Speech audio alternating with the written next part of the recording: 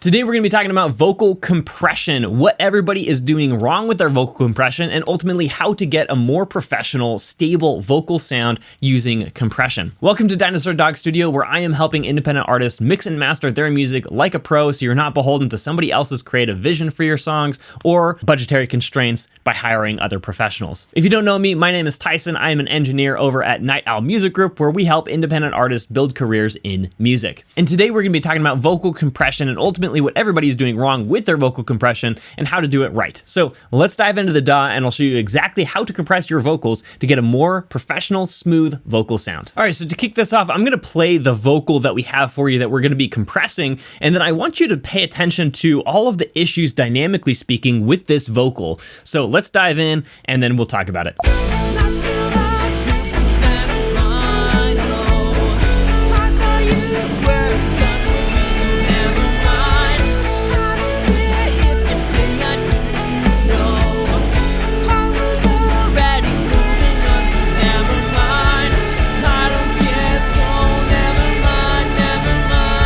The vocal is there.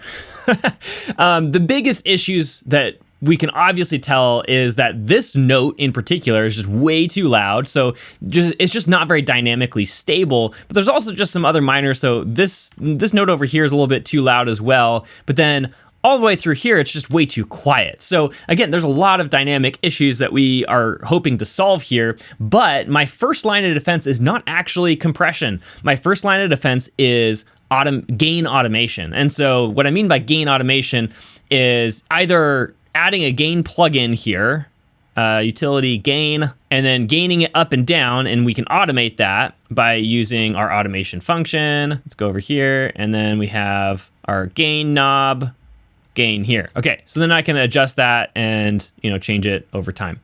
I don't like doing this in particular because there's a much easier way inside of Logic to do that. And most DAWs nowadays have this same capability. So I'm just gonna delete that plugin. The way that I prefer to do it in most DAWs is just by cutting out regions like this, and then you can gain it up and down by using this gain function. And again, most DAWs do have some similar gain function where you can take individual regions inside of your mix and gain them up and down, up or down.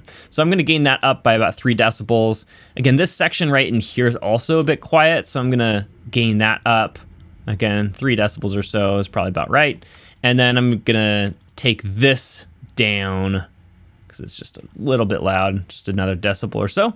And then I'm also gonna go into this really loud word right here and gain that down by a good 3 decibels as well. All right, so that's looking a lot more already, right? It's just much more dynamically stable than when we started. Let's gain that up a little bit too. All right. Oh, and then this section's a little quiet, right? You can get pretty detailed here. I don't want to spend too much time here, but it is definitely helpful to just create some more dynamic stability with gain well before it even touches my compressor, right? So then the last step I'm gonna do here is take it all and crossfade it just a little bit. Make sure you have your crossfade drag function enabled, otherwise that won't work in Logic. Okay, so now we already have a much more stable, dynamically speaking vocal, and now we're ready to actually start compressing it. So again, our first line of defense with dynamics is not compression. Our first line of defense is automating the gain going into our first compressor. I'm gonna give you a quick listen through, and you can just tell the vocal is much more dynamically stable. We don't have those weird words just popping out of the mix randomly, and ultimately it already sounds a lot more professional.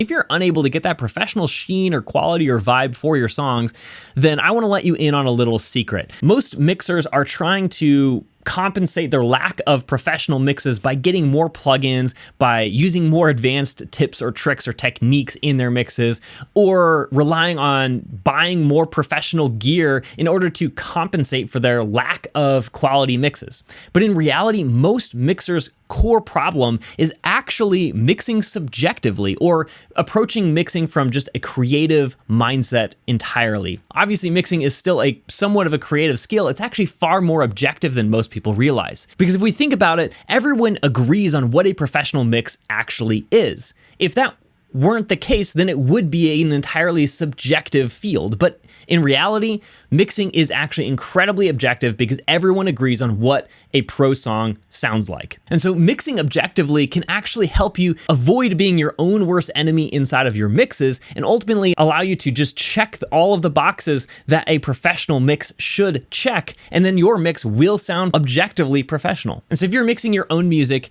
and you're motivated to actually learn the objective skill of mixing, and if you want to ensure that your music sounds pro, then I would love to help you out by teaching you the 5 objective standards that everybody is judging your mix by, and how you can use objective mixing to solve those 5 problems inside of your mix, and then also how to do all of that in under 3 hours per song without pro gear, premium plugins, or utilizing templates or presets. So if this is something that piques your interest, then go to theobjectivemix.com to order my brand new book, The Objective Mix. This will teach you how to mix objectively professional mixes every single time you sit down to mix. This provides you with my entire mixing workflow, along with all of the breakthrough lessons that I've learned in the last 16 years of mixing music. So if that is interesting to you at all, then again, go to theobjectivemix.com or click the link right below this video. Can't wait to see you on the inside. With that, let's get back to the video. So let's dive into the compression now. Our first compressor, I'm gonna use this Vintage Opto. It doesn't really matter what compressor you use. The stock Logic ones that I really like to use is this Studio FET, which is an 1176 emulation, and then the Vintage Opto, which is a emulation of the LA2A, which is not really a true emulation of it. I have another video talking about how to create a true emulation of the LA2A using this plugin, and that video will be linked in the description. But anyway, setting that aside, let's dive into how to actually compress these vocals. So the main thing that I believe most people are doing wrong with their vocal compression is they only use one compressor. Instead of using one compressor, I like to use compressors in serial, meaning I have multiple compressors in a row to be able to compress. And there's a couple reasons why I do that. Let's set up this first one and then we'll kind of cover that. This first compressor, I like to use a 3-to-1 ratio or around there, and then a quick attack and a fast release. So this is, if you have my guide on compression, it's actually covering thickness type compression, meaning it's squishing down just the loud parts, but leaving everything else alone. And so it's not continuing to compress even when we're already past those loud points in the audio, those peaks. So let's dial this in. Again, 3-to-1 ratio and a quick attack. So I'm gonna leave that at 1 millisecond.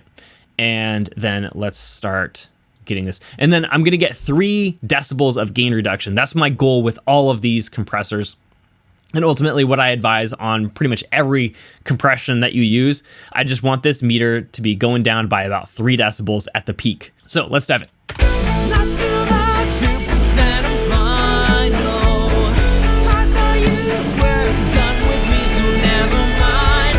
I don't care if you say I do, no.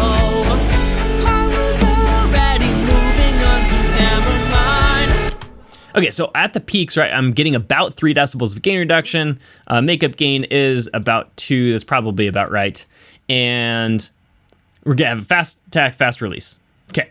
And specifically the release is 60 milliseconds. That is our first compressor. That is just tackling the very, very peaks of the notes, right? So it's just reining in those peaks just a little bit, bringing everything else up a little bit in the background.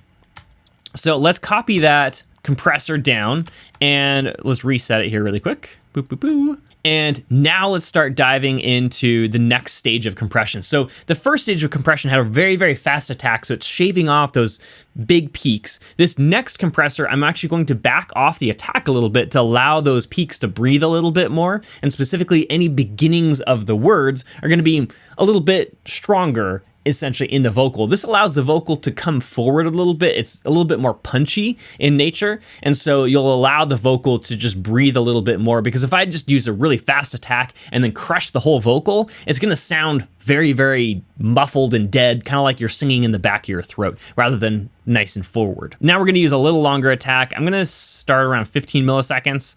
Again, 3-to-1 ratio, and then I'm going to use a longer release, probably around 400 to 500 milliseconds. All right, so let's start dialing this in. It's not too much to pretend I'm fine, no.